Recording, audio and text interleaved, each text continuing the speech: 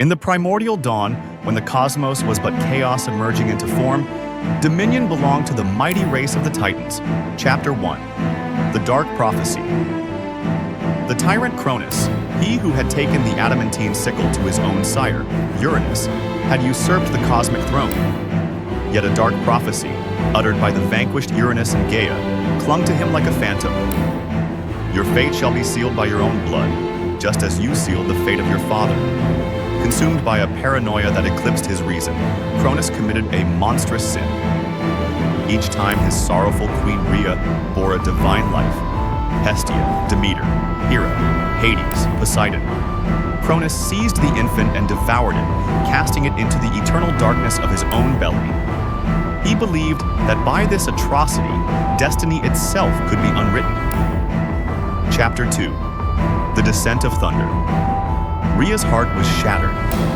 When the sixth child, the final hope, took form within her, she swore by the sacred, inviolable river Styx that this cruel fate must end. She fled across the vast sea to the ancient Isle of Crete. There, in a deep cavern, shielded by the very spirit of the earth, the future god of thunder descended upon the world.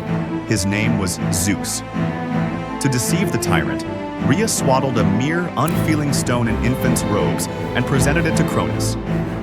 The king, blinded by his fear, swallowed the symbol of deception whole, believing the final threat was extinguished.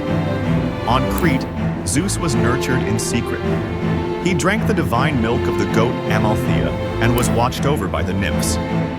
To drown the infant's powerful, nascent cries, the warrior Curetes performed the war dance, striking their spears against their shields, a resounding, rhythmic cacophony to conceal his existence from the universe.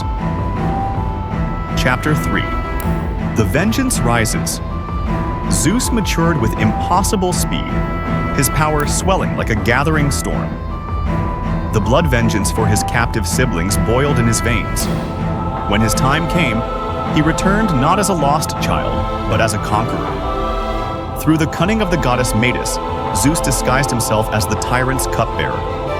A magical elixir, destiny's own brew, was secretly mixed into Cronus's nectar. Cronus drank deep. Instantly, a violent, agonizing spasm tore through his immortal form.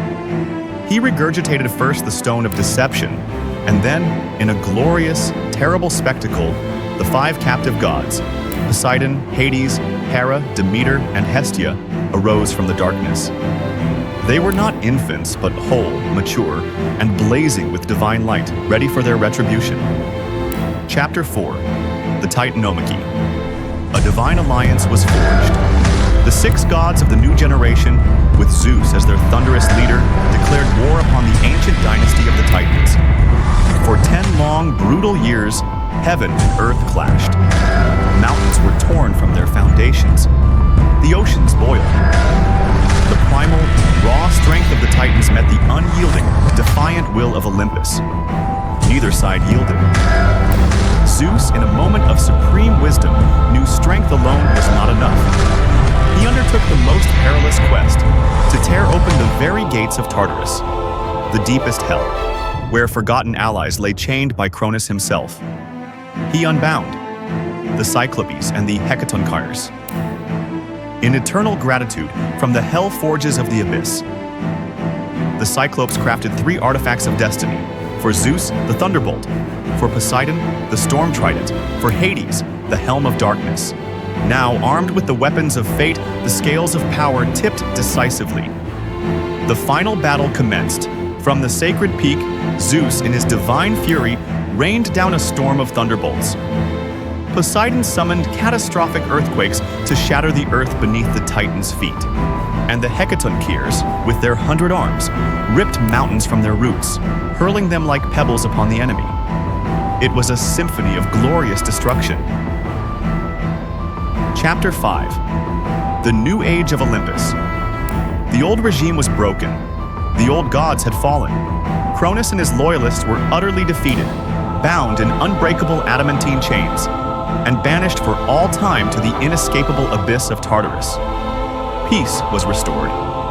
The 3 great sons of Cronus stood victorious upon the ashes of the old world and divided the dominion.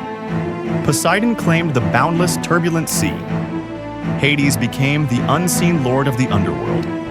And Zeus, the savior, the wielder of the thunderbolt, ascended the high throne of Mount Olympus. He became the king of gods and men, the Sky Father, and so began the golden age of the Olympian gods. Please like and subscribe to the channel if you find my videos interesting.